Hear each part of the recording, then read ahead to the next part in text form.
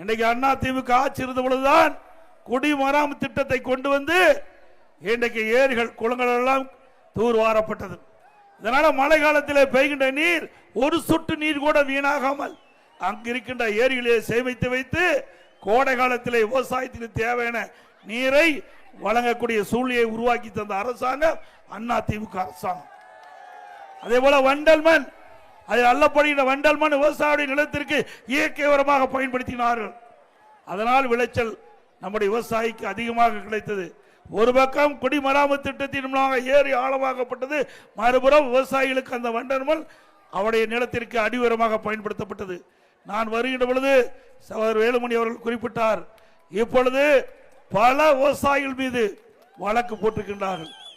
அந்த மண்ணை அள்ளி அங்கங்க இருக்கின்ற விவசாயியுடைய நிலத்தில் இருக்கின்ற மண்ணை அள்ளி அவருடைய பயன்பாட்டுக்கு பயன்படுத்தினால் கூட இந்த விடியா திமுக அரசு அந்த விவசாயிகள் மீது இன்றைக்கு வழக்கு போட்டது மட்டுமல்ல, நிறைய ஃபைன் போட்டுக்கிறாங்க.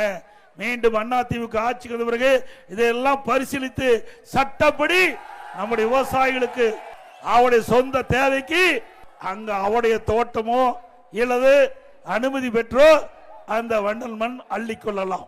அண்ணா திமுக ஆட்சி இருக்கின்ற வரை விவசாயிகளும் சரி பொதுமக்களும் சரி தங்களுடைய தேவைக்கு தகுந்த மண் அள்ள கொடுத்தோம், முறையா கொடுத்தோம், முறையா மக்கள் பயன்படுத்துறாங்க. இன்றைக்கு ஒரு லோடு மண் 1000 ரூபாய்க்கு விற்பனை செஞ்சிட்டு இருக்கிறாங்க.